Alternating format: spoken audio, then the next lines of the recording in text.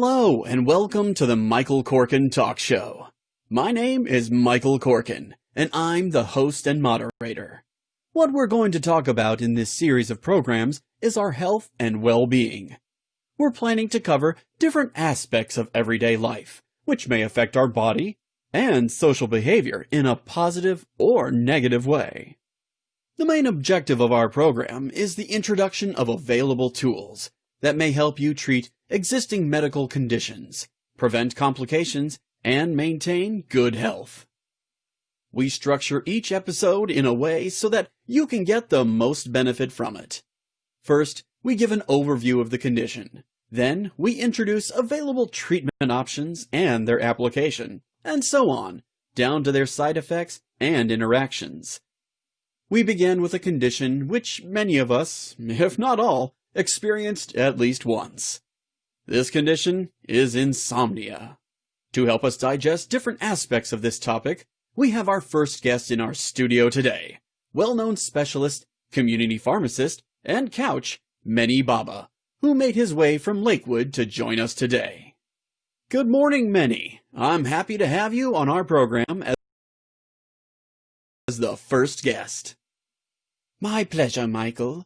I'm glad to be your first guest and share my knowledge and experience with our dear listeners. Well, Meni, let me ask you one question before we start. Sure. How do you feel in a cartoon body? Incredible! When you asked me to transfer myself into a cartoon shell, I thought you might be kidding. To tell you the truth, it's beautiful. It's so relaxing. I think I may even fly. You can fly, no problem. Really? Wow! Right after we're done, I'm going to fly into your studio. More than that, I can dance. I've never even tried to dance before. The only thing I don't understand is why I only have 4 fingers on my hands. It's all right, Meni. You'll get used to it. But let's move on. As we planned, insomnia is our first topic. Looks like the condition became so widespread that many people accepted it as a part of life. You're absolutely right, Mike. Today's world is extremely tense and competitive. Furthermore, TV, social media, and all other technological developments further overload our brain.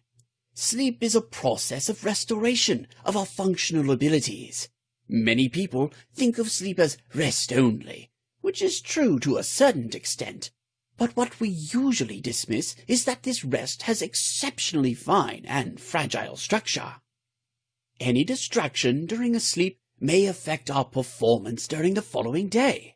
We may feel tired, not concentrated, and irritated. It may happen occasionally with anyone. The problem starts when sleep gets distracted routinely. I want to stress that insomnia can be an outcome of other conditions, such as sleep apnea, mood disorders, hormonal changes, drug and alcohol abuse, and so forth. And for this reason, it is important to consult a medical professional to rule out any underlying causes. So, Meni, in your practice, do you see a lot of overall healthy people who complain about impaired sleep? Yes, and this is exactly the group of people I'm going to talk about today. The problem is that many people do not take insomnia seriously enough in its early stages, and therefore don't look for professional advice. I, as a pharmacist, usually see people buying OTC sleep aid products without asking for assistance. It seems like common behavior, isn't it? Not really. Often customers want our help in choosing multivitamins, cold and flu, allergy medications, dietary supplements, and so on, but rarely sleep remedies. It sounds strange to me, since insomnia is not the condition people may feel uncomfortable to talk about.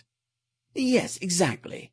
In my view, the reason is that most of us do not see insomnia as a condition which requires professional intervention, unless it starts affecting everyday life. And you can see that many people around you may complain about bad sleep, not sufficient sleep, etc. making us feel that it's something quite common and normal. We usually perceive insomnia as an unavoidable result of stress, overwork, excitement. Therefore, it appears to be a reasonable decision to take a pill to cover this stressful period. It sounds okay to me, too. I don't want to discard the pill option, but there is so much that can be done before we consider medications. Well, Manny, I believe our listeners are ready to get some good tips from you to make their sleep quiet and enjoyable again. I want to start with a simple truth. Success requires effort. I see. To get your sleep back, you need to ruin your life. No, not at all. On the contrary, there are many pleasant activities that people may enjoy shortly before going to bed. Like what? Music, meditation, exercise, reading, outside walking, and even food. Wow, I'm extremely excited to learn about this. For centuries, sleep routine for most people was pretty much the same. After a long and hard work day, people came home and had dinner, talked to their families, and then it became dark. Candles cost money, so people went to sleep. We see here a few sleep triggers: dinner, family talk, and getting dark. The same routine every day. Today, we don't have these triggers anymore. We can eat whenever we like, whatever we want, or we may skip meals. We usually don't talk much to our family anymore, since we have smartphones. We don't get tired after work, and it doesn't get dark in our homes anymore. Thus, the obvious thing we need to do is to create triggers, to let our brain know that we're ready for sleep. Our new trigger will be a 15 to 20-minute walk within 2 hours before bedtime. Light dinner without coffee or tea. Those drinks contain caffeine, which may keep you alert. Take a warm but not hot shower. Meditation will help you unload your mind and remove stress. Light, low-volume music may maintain a relaxed state of mind. Try to go to bed and wake up at the same time and give yourself enough time to sleep. There are special sleep exercises that may make you sleep deep and undisturbed. Keep the reading option for a situation in which you cannot fall asleep within 15 to 20 minutes. Read outside your bedroom. Do not watch TV and do not use computers or cell phones. Avoid bright light. Do not drink alcohol. It may help you fall asleep, but will disturb your sleep later in the night. It takes time for your brain to recognize and react to these triggers. So be consistent and maintain the same routine. You will see improvement soon. One more thing that, in my view, is especially important. You should believe that what you're doing is effective and will bring you favorable results. Well done, Manny. I hope our listeners and viewers will embrace these changes and get their sleep back soon. Absolutely. And once again, I want to stress that we should not force these changes upon ourselves.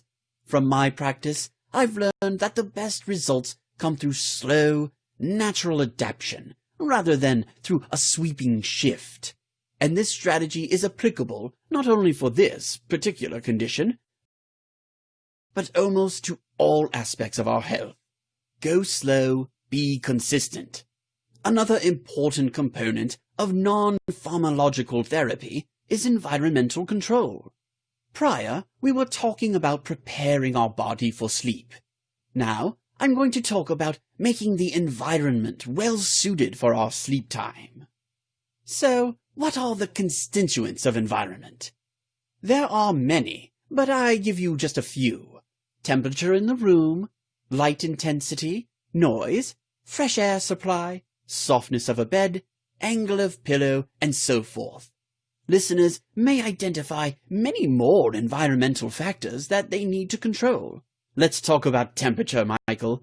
Which temperature, in your view, is the best for sleep? Well, I believe 72 to 74 degrees Fahrenheit. It's warm enough, but not too hot. Actually, the optimal range is in between 62 and 67 degrees Fahrenheit. Once again, it's the optimal temperature, but some people may feel more comfortable to sleep in a warmer environment. Therefore, my recommendation is keep in mind the optimal settings, but adjust them slightly according to your personal comfort.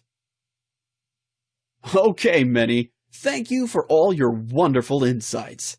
In our next episode, Manny will discuss available over-the-counter medication and herbal remedies, so be sure to tune in to the next episode. And don't forget to subscribe to our channel. Give us a like. Even if you don't want to put a like, still put it anyway. Sometimes we need to do something we don't like. More than that, ask people to watch the program. Because hey, maybe they'll like it too.